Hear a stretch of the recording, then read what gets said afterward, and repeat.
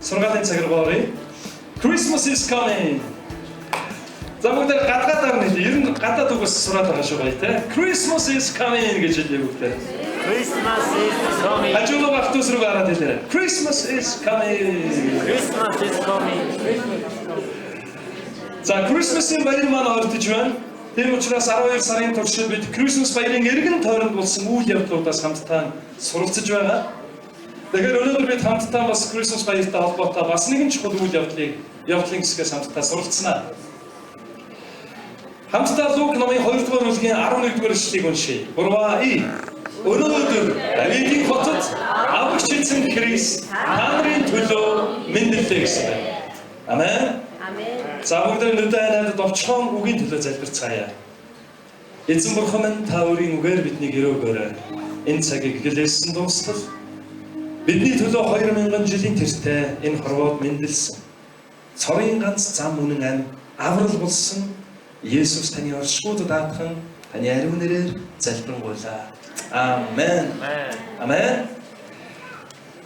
За өнөөдөр бид хамтдаа эгэлж жирийн хончид гэсэн сэдвээр эзний үгийг хамтдаа суралцнаа. Яг саяны бидний уншсан Лук номын 2-р бүлэг дээр байгаа тэр ишлэл эгэлж жирийн хончдод хандаж хэлсэн Тэнгэрлэгч нарын үг.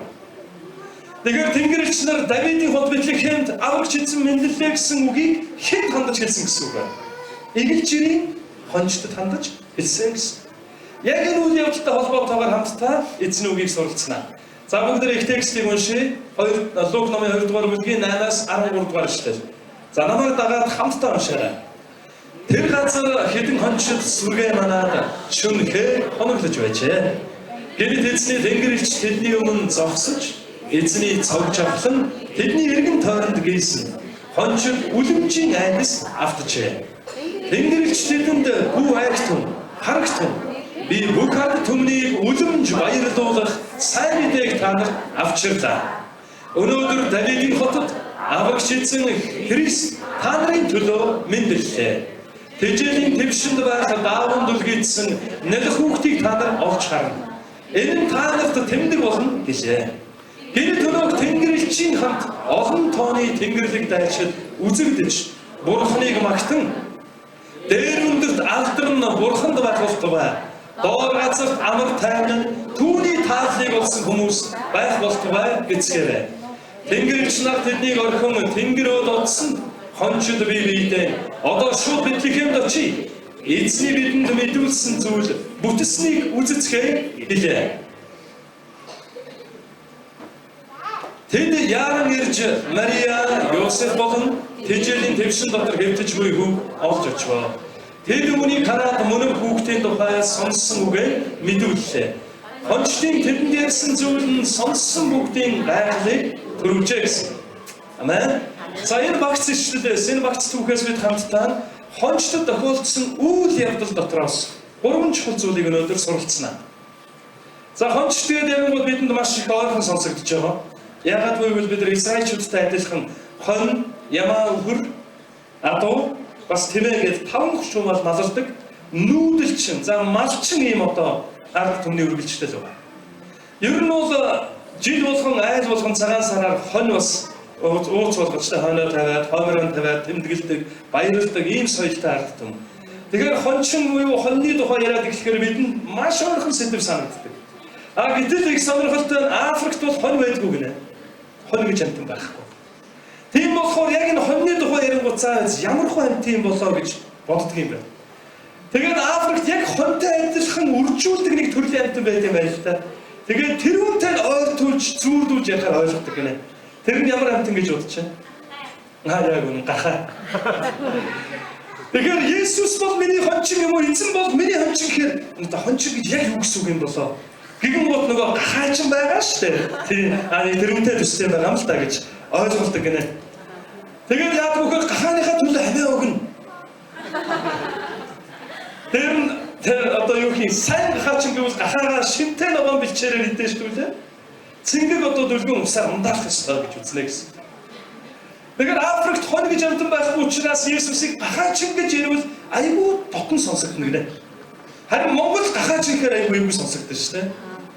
Тэгэхээр бидэнд бол хончны талаар юм уу, хончдын талаар, хоньны талаар ойлголт бол маш ойрхон ойлголт. За тэгээд би энэ ойлголттой холбоотойгоор бас хэдэн сонирхолтой мэдээллийг бас сонирн болгож дуулгая. Монголд бол маш олон хончид байна. За дээр нь бол сайн хончин буюу сайн малчин гэсэн одоо зэрэг дээр цол өгөөд их удаж байгаа. 2019 онд гэхэд 21 одоо хүн улсын тэргүүний малчин болсон. За өсгөж одоо хоноо бойжуулсан, мал хуугаа өсгөж үржүүлсэнтэй холбоотой. Дээр нь бас шинэ аргачлалыг одоо хонь малаа маллахтаа нэвтрүүлсэнтэй холбоотойгоор улсын сайн малчин цолгөрдсөн. 9 хүн болохоор улсын хошоо сайн малчин буюу дараалж одоо 2 удаа энэ цолыг авч яана гэсэн. Тэгэхээр монголчууд бол хонь малтай холбоотой бүр баяр тэмдэглэл дээр алдар гавьяа шагнал хүртэл гардуулдаг юм ард түмэн. За үүнээс гадна бас их сонирхолтой зүйлийг хэлэхэд манай дэлхий дээр нийтдээ 800 гаруй төрлийн хонь байдаг юм байна шүү дээ манайхаа. За энэ хонь дундаас хамгийн том нь болохоор Тажикстаны Гиссар гэдэг одоо үйлдвэрийн хонь юм байна. За энэ хонь болохоор жилийн 4 үлрэлт нүүдлэр амьдралт юм байна. Сүү ихтэй хонь юм байна. 2 сарын хугацаанд 120 литр сүү гардаг гэж. Амар хонь боц. Тэгээд 150 кг хүртэл ер нь таргалдаг гэнэ нормал нь. Харин сонирхолтой энэ хонь болохоор 200 кг хүрсэн. Дэлхийн хамгийн том хоньор шалгарч байна. За 200 кг хонь гэдэг чинь одоо бас авар юм бооз. Үхэр шиг юм байна шүү дээ, тэ. Энэ одоо ууцын тавих юм бол ширээ тэгэл дүүрчих юм биш. Ерөөсө хоньныхаа ууцаар тэгэл ширээгээ битүүлэх нь гэсэн. За тэгэхээр манай гаргийн хамгийн том хонь 200 кг хүрсэн байх нэ. За бас сонирхолтой мэдээ дэлхийн хамгийн их ноостой хоньор энэ хонь шалгарч. Энэ хоёр зүгээр ноостой ууцтай хонь гэж хэлгээс юм. Дөрвөн туурайтай хамар харагдсан ноос байна. За ер нь бол энэ ноосны чиглэлтэй байна. Тэгээд юу болсон гэхээр нөгөө хонь сүргээс төөрч бүтлээ 6 жил зэрлэг амьдралаар амьдраад 6 жил ноосоо нэг ч хэрэгүүлээгүй. Тэгээд 6 жил хэрэгээг болсон чинь нэг ийм юм болсон юм байна. Тэгээд ноос хэрэгэх тэмцээнд одоо энэ хоньыг оруулсан юм. Тэгээд хоньдоо бас нэр өгсөн, Крис гэдэг нэр өгсөн. Ер нь бол ноостой хүнийг Крис гэж бас дуудвал болох юм.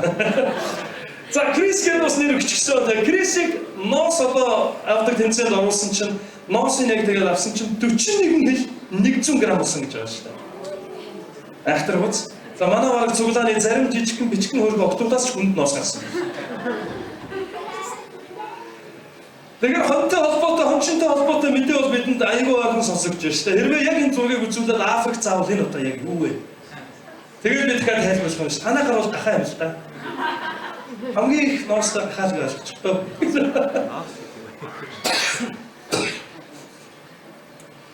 За хоньтой холбоотой, сургаалтай холбоотой зүйл явж байгаа учраас бас их сонирхолтой мэдээллийг дуулахад ер нь бол дэлхийд даяар одоо бол тэрбум орчим хонь байдаг юм байна. Та бидний төмөр зэрэгцээд нэг тэрбум хонь амьдарч байна гэсэн үг энэ дэлхийд. За Монгол маань та бидний эх орн маань 68 сая малтай. Гэхдээ 68 сая малын маань 20 сая хонь шүү дээ. Бид хүмүүнийхээ. Бид нар чинь 20 сая хоньтой ард түмэн. Жид болгон айл болгон ууц тавиад ахтал хонь маань хамгийн их нөгээд байгаа шүү дээ. Тэгэхээр хамгийн хуржуулдаг малын маныг бол яхааргүй хонь байх нэ. За тэгэхээр бүгдээрээ хончинтой холбоотой, хончид тохиолдсон үйл явдалтай холбоотой үгийг хуваалцах байгаа учраас сонирн болгоо, сонирхолтой болгоод танаас сонир мэдээлэлүүд хүргэлээ. Харин одоо их текст рүүгээ бүгдээрээ буцаад Библийн түүхээс хамтдаа суралцъя. Хончид тохиолдсон 2000 жилийн тэртээ эзэн Есүсийн хорвоо дээр мэдлэх үед хончид тохиолдсон тэр үйл явдал дундаас 3 чухал зүйлийг бүгдээрээ хамтдаа суралцсанаа. Хамгийн ихнийх нь үлэмжийн айдас ба үлэмжийн баяр хөөрийн талаар хамтдаа суралцсан. Юу болсон бэ гэвэл Лук номын 2 дугаар бүлгийн 9 дугаар ишлэлээр харвал гэнэт эзний тэнгэрэлч тэдний өмнө зогсож тэдний гэдэг нь хончд юм.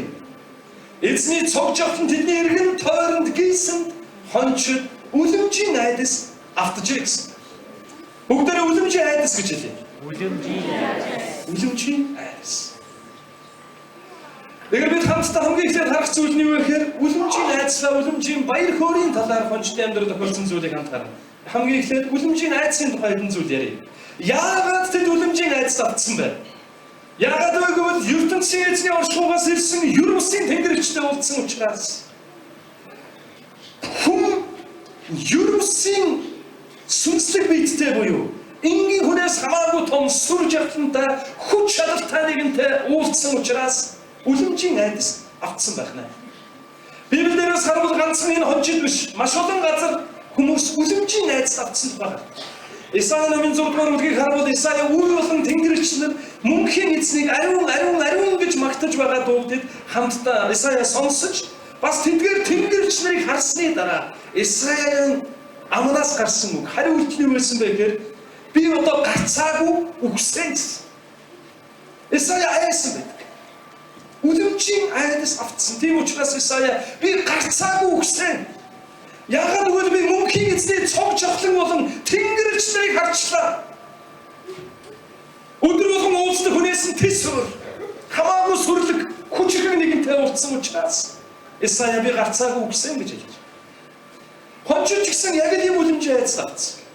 Өөр бас Библиэс харах юм бол Эхлэл номын 3-р бүлгийн 24-р эшлэлдэр Адам Ева гин дүнсний дараа Эден цэцэрлэгээс хөөгдөхүйд мөнхийн эзний бүтээсэн тэр тав тухтай ерөөл дүүрэн тэр байр орноос хөөгдөхүйд эргэж оруулахгүй тулд тэнд элд барьсан тэнгэрлэгчийг мөнхийн эзэн байрлуулсан.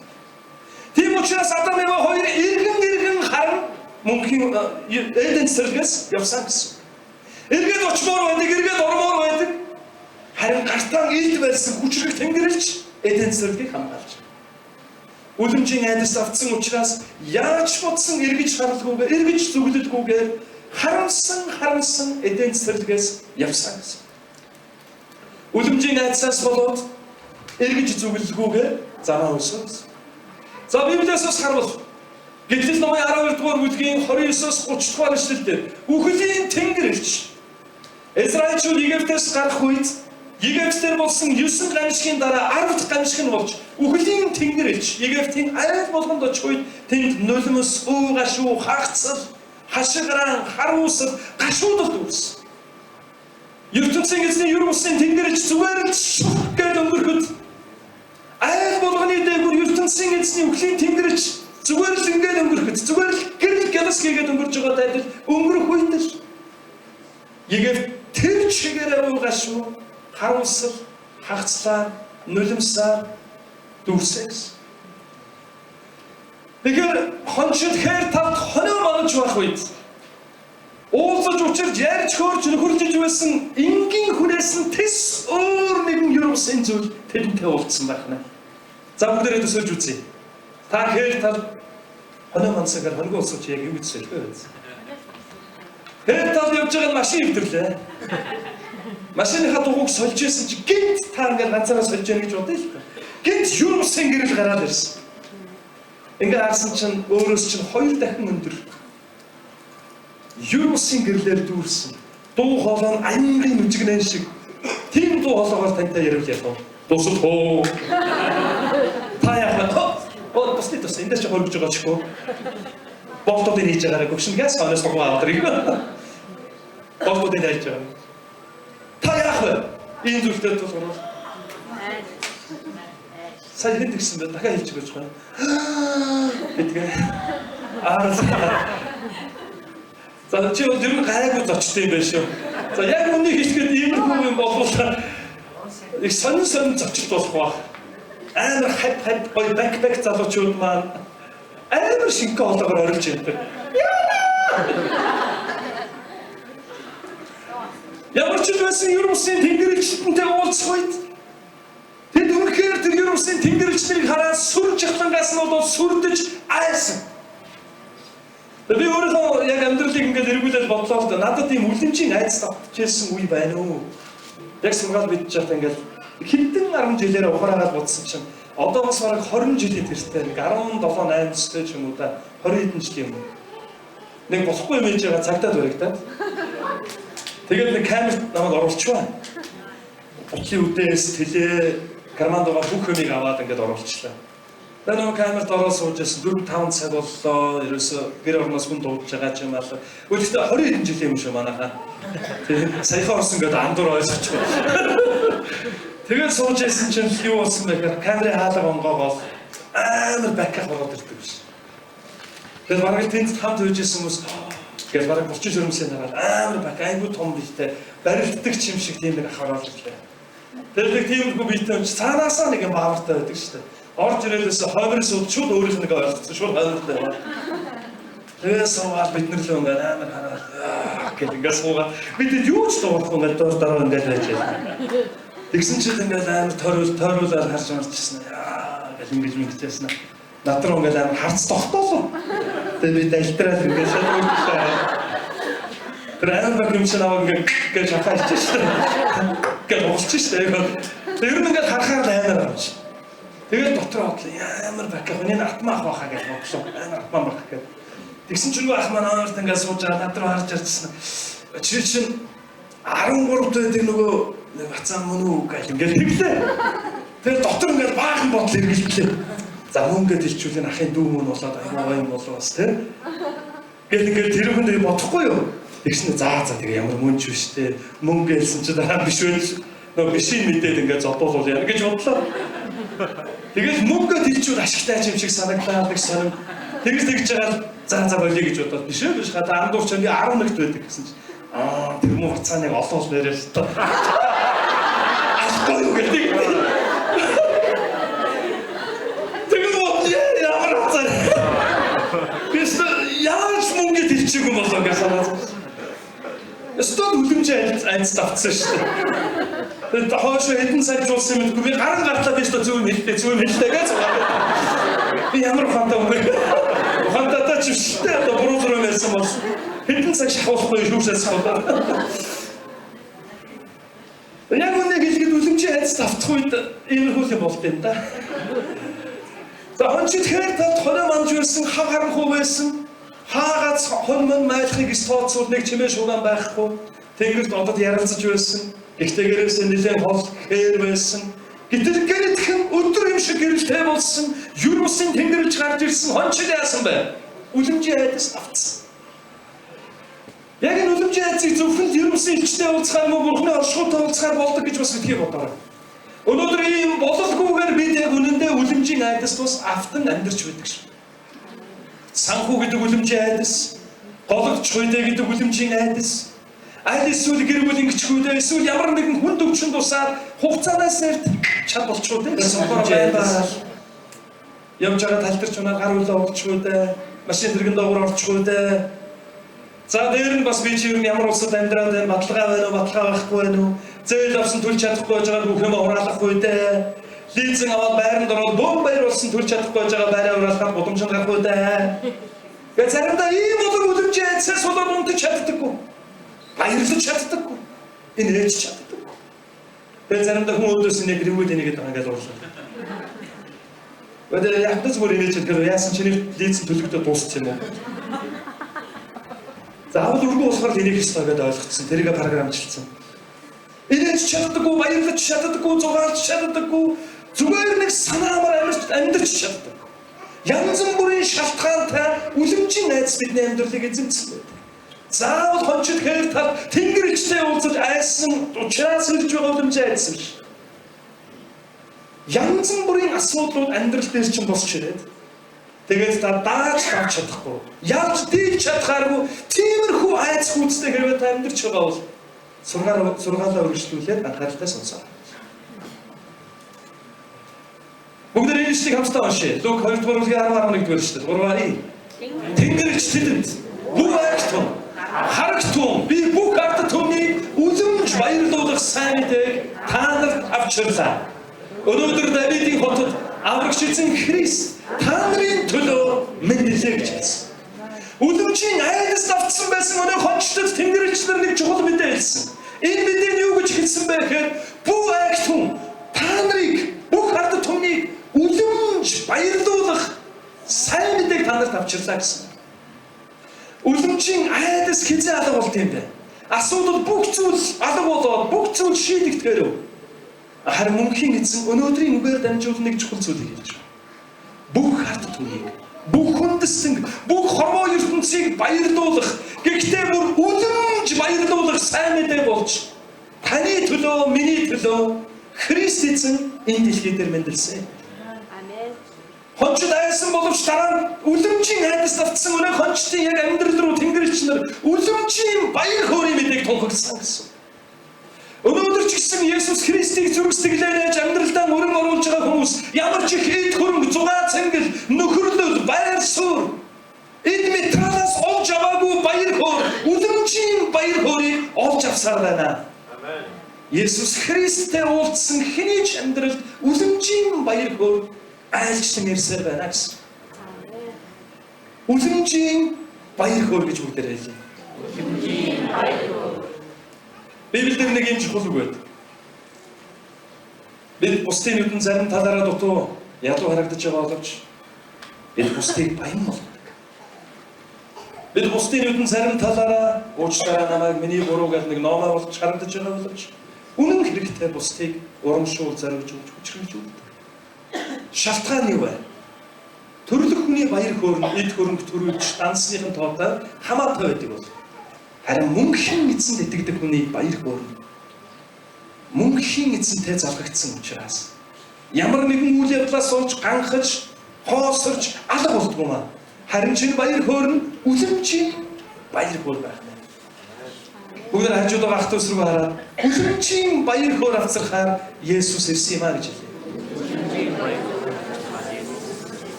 Дахиад нэг үг хэлье. Таны төлөө. Амен. 2000 жилийн тэртээ Давидын хот Бэтлехэм аврагч эзэн мэндэлээ гэсэн энэ мэдээг Тэнгэрлэгч нар хончдод авцрах үедээ үлэмжийн айдас тавиасан харин дараа нь үлэмжийн баяр хөөр авцрах мэдээг сонссон байна. Мөн энэсгээс бид хамтдаа сурж болох үлэмжийн айдас нь үлэмжийн баяр хөөрөөр солигдсон гэсэн. За бас сурж болох хоёр дахь чухал зүйл нь Игэл жирийн хончид сайн мэдээг тэгээд тунхаглагч нар болсон гэсэн. Игэл жирийн хончид сайн мэдээг тунхаглагч нар болсон. Бүгдээрээ игэл жирийн гэж хэлээрэй. Игэл жирийн. Энгийн. Ямар нэгэн алдар цуутай, авьяастай, чадвартай, олон түлээн зөвшөөрөгдсөн, мөнгөтэй, байр суурьтай нэгнийг бус харин бурхан хээр хонио манж байсан игэл жирийн хончдод энэ мэдээг авчирсан гэсэн. Игэл жирийн. Өнөөдөр ч гэсэн бурхан игэл жирийн охид хөвгүүдээр дамжуулан энэ дэлхийг ёроож саяараа тоологдох хүмүүсийн амьдрал, авралыг, баяр хөөргийг, эдгэрлийг, утга учирыг, үннийг дамжуулсаар байна. Энэ нь ямар нэгэн улсыг хурдаар батлагдаад яадын сайднаар дамжуулан хэрэгжиж байгаа хөтөлбөр биш. Харин игэл жирийн хүмүүсээр дамжуулан мянгаараа хүмүүс гимнүглээс чөлөөлөгдөн бурхны авралтай залгагдах баярын мэдээ тунхаглагдаж байна гэсэн. Игэл жирийн. Энд ямар нэгэн юр бүсийн хүн байна уу? Би бол игэл жирийн гэдэг категорид бараг орохгүй юм шиг байна. Игэлгүй гэдэгт нь орж тарах гэдэг байна. Алдартай цуутай нэртэй. Тэгж хэлмээр хүн байна. За одоо тэгвэл нөгөө талын хэлсэн. Игэл жирийн хүмүүс байна. Амен. Игэл жирийн хончдод энэ сайн мэдээ ирсэн дугайд л игэл жирийн та бидэнд энэ дэлхийг ёроох, энэ дэлхийн хүмүүс бурхны авралыг дамжуулах юр бусын ажил оногджээ. Хажууд байгаа ах トゥ эсрэг хараад хэлье. Та яг тохирно гэж хэлээ. Игэл жирийн хончдоор дамжуулан сайн мэдээ тунхаглагдсан байна. Лук номын 2-р бүлгийн 15-аас 18-р ишлэгийг хамтдаа дахиад харъя. Тэнгэрлэгч нар тэднийг орхин тэнгэр ууд одсон хончид бий биедээ. Одоо шууд Бэтлехемд очие. Эзний бидэнд мэдүүлсэн зүйл бүтснийг үзэцгээе гэлээ. Тэд яаран ирж Мария Йосеф болон тэжээлийн дэвшин дотор хэвтэж буй хүүг олж очив. Тэд үүнийг хараад мөнөө хүүхдийн тухай сонссон үгээ мэдүүллээ. Хончдын тэдэнд ярьсан зүйл нь сонссон бүгдийн гайхалыг төрүүлжээ гэсэн. Ерүсалимд орхон хонио манж байсан игэл жирийн хончдод хүн төрлөختний найдвар мэдлэх гэж байна. Үлэмж баярлуулах зүйл докоох гэж байна гэдэг мэдээг Тэнгэрлэгч нар игэл жирийн тэдгээр хончдод дуулгасан гэсэн. Нэг талаараа хүн төрлөختний найдвар ирж байгаа юр бусын мэдээг хэлээд игэл жирийн хончдын чихэнд дуулжээ. Тэгэхээр игэл жирийн хончдыг эзэн дуудсан байна. Эзэн сургаал номлогч нарыг буюу мэрэгсэн, гарсан багш нарыг биш. Эсвэл хотын дарга болон эрх мэдэлтэй, байр суурьтай хэн нэгнийг сонгож биш. Эсвэл алдартнууд болон алдар цуутай, авьяас чадвараа бусдад гайхуулсан, танигдсан хэн нэгнийг биш. Харин игэл жирийн хончдыг бүх дэлхийг өрөөх үйл явдал болох гэж байгаа сайн мэдээг дуулгана. Игэл жирийн хончтод энэ мэдээг даалгасан байна. Игэл жирийн. Игэл жирийн хончтыг дуудсан ихэзэн өнөөдөр таныг ч гэсэн энэ дэлхийг өрөөх сайн мэдээг тунхаглагчаар бас дуудаж байгаа гэдгийг бодоо. Таны амаар дамжуулан хэн нэгний амьдрал бүтэн болно. Гин нүгэл ёрын муу зүйлээс чөлөөлөгдөн. Харлган байгаа. Тэгээд нүглийнхаа хийж байгаа үүлийнхаа үрийг үүрч яваа. Хүнд ачаад арамтнаасаа чөлөөлөгдөн гэж та боддоо. Тэд авралыг авч. Тэд бурхны хүү, бурхны охин болно гэж боддоо. Хинээр дамжуулаад бай. Танаар дамжуулаад. Эцэг өнөөдөр игэл жирийн охид хөвгүүдээрээ дамжуулан бүх хүндэснийг өрөөх гайхамшигтай ажиллаа хийж байна гэсэн. Амен. Бурхан игэл жирийн хүмүүсээр дамжуулан бүх хүндэснийг аврахыг хүсдэг юм аа. Игэл жирийн хончид сайн мэдээг тунхаглагч нар болжээ. Игэл жирийн хончдын амаар игэлгүй үйл явдал зарлагдсан гэсэн. За хончдын эргэн тойронд болсон үйл явдал, Бэтлехемийн оролцоо болсон үйл явдлаас суралцж болох 3 чухал зүйлийг бүгдээр хамтдаа харъя. Тэд баярт мэдээг дахин үйлдсэн. Зүгээр сонсоод овдлоо зогсохгүй тэд баярт мэдээг сонсон гутаа. Үлэмжийн айдас нь үлэмжийн баяр хөөрөөр солигдоод игэл жирийн өнөө хончид сайн мэдээг сонсон гутаа. Тэгээд шууд өнөө хүүгийг дахин үйлдсэн байх нэ. Лук номын 20 дугаар бүлгийн 15-аас 18 дугаар ишлэгийг хамтдаа дахиад нэг уншъя. Урваа. Тэнгэр ирчнараа тэднийг орхин тэнгэр удсан хончид бий биедээ. Одоо шууд Бэтлехемд очие. Эзний бидэнд мэдүүлсэн зүйл бүтснийг үзэцгээе гэлээ. Тэд яран ирж Мария Йосеф болон тэжээлийн твшин дотор хэвтэж буй хүүг олж очив. Тэд үүнийг хараад мөнөө хүүхдийн тухай сонссон үгээ мэдүүллээ. Хончдын тэдэн дээрсэн зүйл нь сонссон бүгдийн гайхлыг төрүүлжээ гэсэн. Амен. Тэд энэ мэдээг сонсон гутаа өөр хоорондоо ингэж ярьсан байна. Одоо шууд Бэтлехемд очие. Ойлгож байна уу те? За ястаа гоё мэдээ байлаа. За аварцгаая да. Тэр гоё болох юм шиг шүү. Унтцгаая. Гэж хэлээг байна. Юу гэсэн байна вэ? Одоо шууд Бэтлехемд очие. Юу болж байгаа талаар очиж үзье. Тэгээд өнөө хончид яасан бэ? Шууд үйлдсэн. Шууд баярт мэдээг дагаж үйлдсэн. Тэгэхээр хоноо манаж байсан. Гэхдээ тэд шууд Бэтлехемийг зорьсон байна. Яг үнэ хэлгээд тухайн үед бол орой болчихсон байсан. Орой болгоод бид нар яадаг вэ? Амарна тийм ээ? Тэд амармаар байсан баг, унтмаар байсан баг.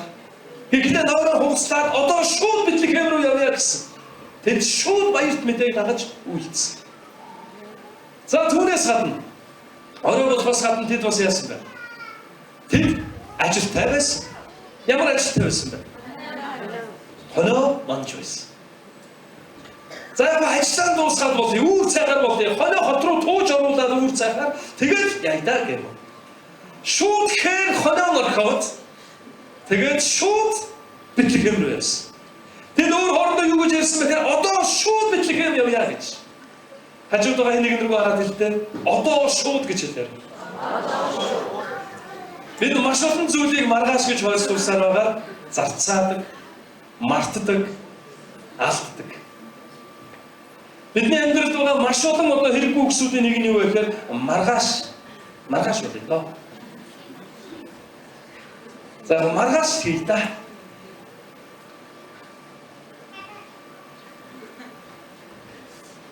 Эхнэр маань над руу хурц харж байна. Ер нь Монгол хийж хамгийн хэцүү юм нэг эхнэрийг олж хардаг. Миний амьдралыг нэвч шууд мэдж байгаа болохоор найс нөгөө хаалгыг заснаа. Би ч усыг тэгээд яваад байгаа та. Гартууганы нэг төмбөшгний хаалга ингээд онгооцсон. Тэгэхээр би арыг олцсон гэсэн чи эхнэр маань нэг өдөр хүү зассан юм гэсэн чи үгүй ингээд хаахт зэрэг хаахад. Эвдэр юм шиг хааж байгаа. Энэнийг наадад шахаад ингээд зэрэг хаагаа. Тэгээд би хэлээд зэрэг хаачихсан зүгээр юм. Тэгээ манай болохоор наа чин засарсан гэсэн үг шүү. Тэгээ би болохоор засчаад байгаа агаар зэрэг хаагаад. Янз бүрийн. Бид маш олон зүйлийг маргааш гэж ойлгуулаад тэгээд маш олон зүйлийг алддаг. маш олон цагийг хүртдэг, маш олон боломжийг хажуугаараа зүгээр л урсгаж. Харин Бэтлехемийн ойролцоогоос хончид яасан бэ? Баяр мэдээг сонсонгуудаа одоо шууд Бэтлехем явъя гэж шийдсэн. За унтаж амрын өглөө босоод хоноо тууж ороод тэгээд гүсэн бол одоо юу ч болох байсан байна. Харин тэд шууд одоо гэж хэлээд Бэтлехем явсан. Одоо шууд. Тэгээд ажилтаа байсан боловч, орой болсон байсан боловч тэд шууд Бэтлехемийг зорьсон байна. Тэр нь бас тэд хээр талд байсан шүү дээ. Үүр цайхаар явъя. Замдаа чон мохоны хоол болов яа. Хоноо манжаам чи Бэтлехемээс жоохон зайтай байгаа шүү дээ. Өглөө болохоор явъя. Тэгж байгаад явъя. Гэрэлтэй болохоор явъя. Боломжтой болохоор явъя. Эсвэл завтай болохоор хийя. Тэгээд яг боломж олдвол үрчилъя. Гэвч бид нар яриад байвал маш олон шалтгаан, маш олон шалтгаан бидний амьдралд байгаа. Хангалттай. Харин яг өнөөдрийн үгээр би таныг ятгамаар хончидтай адил. Бурханаас үгийг сонссон бол, баяр мэдээг сонссон бол шууд дагаж үйлдэх хүмүүс болъё. Одоо шууд гэж хийдэг хүмүүс болъё. Амен. Өдрөнийг энэ үгийг хэлье. Одоо шууд. Хажуудаа өнөргөө хараад маргааш биш ээ гэж. За маргааш гэдэг нь тэгээд дуусахгүй манайхаа. Альва ажлыг битгий хоошин тавьж байна. Дээр нь альва зүйлийг битгий хоошин тавь. Яг л одоо шууд хийж сурах хүмүүс болъё. Үүнээс гадна бурхан танд үгээ хэлсэн бол нэг л нартай өдөр боломжтой болохоор цаг нь болохоор юм нь бүрэлдэхээр орчин нь бий болоход гэж битгий хойшлуулаа. Одоо шууд гэж хий. Амен. Вантуан үзээгээ зарим улсууд мэдж байгаа шүү бэ. Нэг сард ярьж байсан. Тэгж жаад яна заваа зохицуулаад тэгээд 11 сар дуусаа шүү дээ. Зохицохгүй гоц. Тэрөөсөө зориулт гаргаад одоо шууд гэж хийх хэрэгтэй. Амен. Хамтдаа дагалдуулыг хичээл хий. Харин тийм ажлаа зохицуулчаад. Харин нэг энийг хийчээд гэж яваад байдаг. Тэгсээр хагаад нөгөө 19 он хэлэхэд дагалдуулыг хичээл хийнэ гэж суулсууд яасан бэ? 19 он дуслаа. Орой төгөөдөр одоо шууд ихтэй. Амен. За гэж шийдвэр гаргаж байгаа хүмүүс баярлаа. Одоо шууд хийдэг хүмүүс байцгаая. Тэд хээр тад байсан. Харин тэд эзний үгийг дагаад шууд үйлдсэн. Хэрвээ бид өөрсдийн амьдралын түүхийг харвал хоёр категорид хувааж болно. Ядангуяа бурхантай харилцаж байгаа итгэлийн амьдралын түүхээ. Нэг нь үгийг дагаж үйлдсэн өдрүүд, нөгөөх нь үгийг үл дахан өөрийнхөө хүслээр амьдрсан өдрүүдгээд хуваалцж болно. Тэгээд намайг нийлдэг ойр тойрны хэдэн пасторууд маань яриа сууж байсан чи тэгдэг юм аа. Оогийн чи одоо салхи юм гэж. Тэгээд би одоо яагаад би салхи болчихоо гэсэн чи. Бурхан үгээ хэллээ гэж ингэх. Бурхан үгээ хэллээ ингэх. Бурхан үгээ хэллээ гэж ингэж байх юм гэж. Тэгээд хийсэл салхи юм аа чи нэрээ.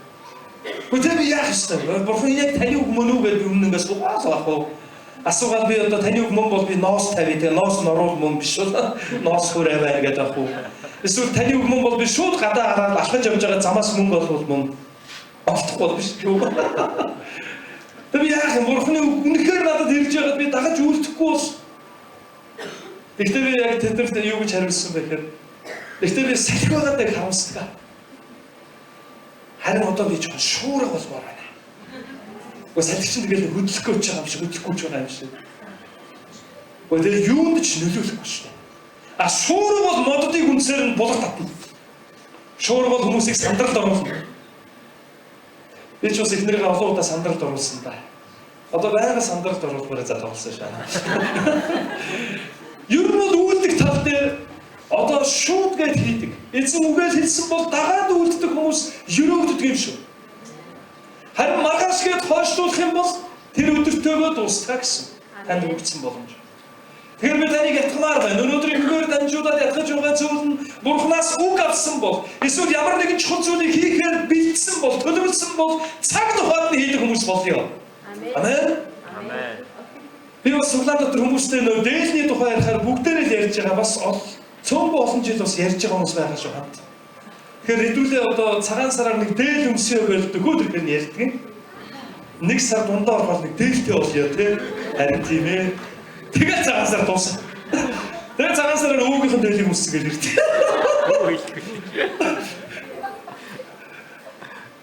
Тэгээд дуусгаар нь дараа жилийн цагаасараа дээлтэй болов тий. Тэгээд нэг хэсэгтээ нэрэн зарцсан. Явж байгаа дараа жилийн нэг сар гараад цагаан сар төгөөр дээлтэй болов тий. Харин тийм тэгээд өөрийнхөө дээлийг үсэл. Одоо дээлтэй болъё гэж бол одоо л амжуулахгүй бол тэгээд захиалгын даргатай байлаа шүү дээ оёдолчид тий. За би ямар сэтгэл баг захиалсан да. Тийм учраас аюу зоригтой ярьж байна юм гэж тийм. Захиалга болсон захиалаарай. Тэгэхээр манайхан яг хончтой адил хойшин тавилгүйгээр одоо шууд гээд үлддэг хүмүүс болцгоё. Амен. Тэд үгийг аваад яасан бэ? Шууд явсан хаашаа явсан бэ? Хот руу Бэтлехэм рүү явсан. Тэд Бэтлехемд очиод юу хийсэн гэж бодож байна? Хайсан. Шөнийн 2 цаг үед айлын хаалга тогшоо тэд нэг юм хайсан шүү дээ. Та нар бодоод үзтээ. Яг 2 цаг үед амарч ирсэн чинь хаалга тогшоо тогшоо. Онгоолгууд нэг шилбэр мэлбэр юм онны нөгөө махрын тайг барьсан гэдэг он чинь. Танаад энэ шин хүн төрсөн үү? Их сони юм асууж байгаа байхгүй. 2 цаг 3 цаг болж байгаа. Шүн дундын үе гэдэг чинь 2 3 цаг үстэй. Тэр нөгөө гайхамшиг юу асуусан бэ? Танаад хий нэгэн төрсөн үү энэ шин? Ямар балай нөгөө унтчих чинь гэж хатгаасан. Дахиад нэг айлын тогсон. Арай өөр асуух байлгүй за тэгээ. Онгоолгууд нь бэцгүй хүү төрсөн. Юу ямар сони болсон юу асуугаад байна хааш өнөө. Нэг жирэмсэн эмэгтэй танаад ирээд төрөөгүй үз. Уяасаа алдуурсан жирэмсэн эмэгтэй. Үгүй би тэ тарин ингээд ингэсэн юм аа. Энэ солиорцсон бахуусууд хүн болохгүй байна. Хаахаа. Өчигдөр манай хажуу айлт маань шүн 3 өнгөрт ер нь найрлалаа. Тэнд яг үлэмжийн баяр хөөрөхөөс ихвэр үлэмжийн согтуур байлаа. Дулаах. Тэгээ андуураад манай ахыг зохиод ах юм. Тэгээ манай хонхыг дарах юм гэсэн. Гараад орж ирэхдээ ингэж байгаа л ингээл бацсан болов гэдэг. Манайхыг дараад болохгүй шүн 2 болж байгаа. Үлэмжийн согтуур донд шүн 3 болтол болж гинлээ. Тэгээ гараад нэг хэлгэснэ заа байлаа. Аа согтуу болсод байна. Айгуул миний хэлж байгаа тэдэн согтуу шиг сонсогдсон шүү. Баярлж байгаа чи юун шүний 2 болж байгаа юм. Унтаач гэнэ. Тэр шүн дөлөөр хаалган нүднээс шүн дөлөөрийн тавгүй нэгдэг аюу хэцүү байдаг шүү дээ. Яг дугнойрондоо дугтэрч байх. Яг гой амарч байхдаа хаалган чигнэл. Тэгээд очиод онгоол өгсөн чинь нэг хэдэн хончин царайтай нөхдөд танаад нэг эмэгтэй төрсөн үү? 2 цаг болж байгаа, 3 цаг болж байгаа. Гэхдээ тэд яасан бэ? Баяр мэдээг дагаж үлдэхдээ хот руу очиод айн дуулганы хаалгыг тогшин аврагч мэндэлсэн хэсэг талаар мэдээ тавин сургалсан. Өнөө хачиг асуултуудаа асуусаар байсан. Харин эцэст нь юу болсон бэ? Тэд хайж олсон. Эхэзэн бидэнд ямар нэгэн үгийг хэлэхдээ тэр үгийн дагуу үйлдээд үр шинийн бэлтгэсэн өрөөлийн аваасаа гэж хэлсэн. Тэд одоо шууд үлдсэн учраас тэд яг авах ёстой, хүртэх ёстой өрөөлөө хүртэж хүн төрлөختний найдвар болсон аврагч эзэн мэдлэх үед тэд тэр газар баяр хөөр бэлгсэн.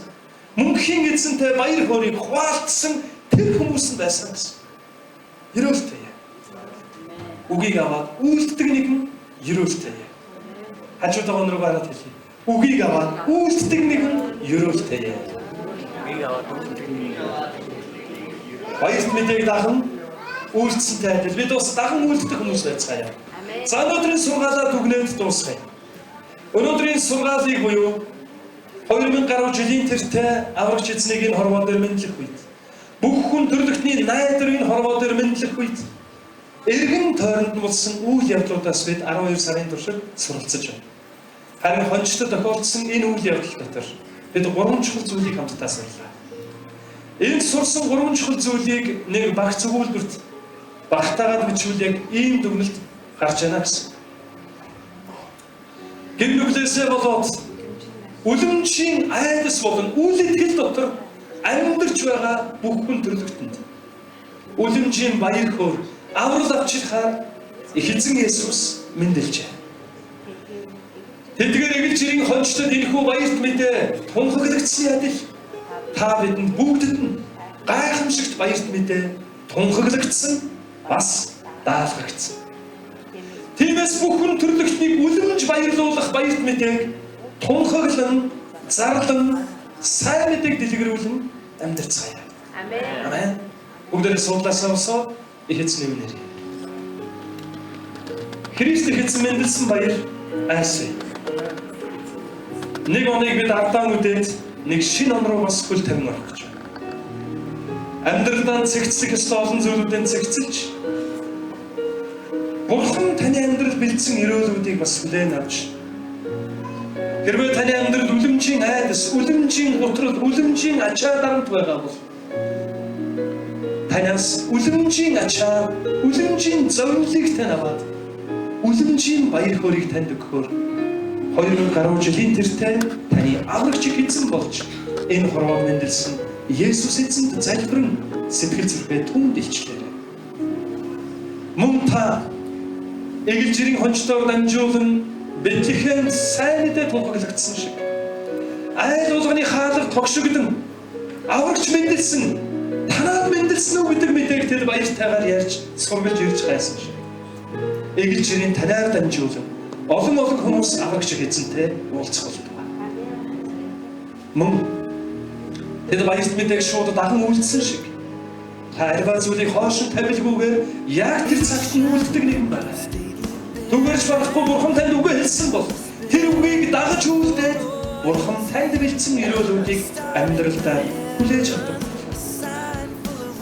Бүгд хамтдаа эзэн нэрээр залбирцгаая.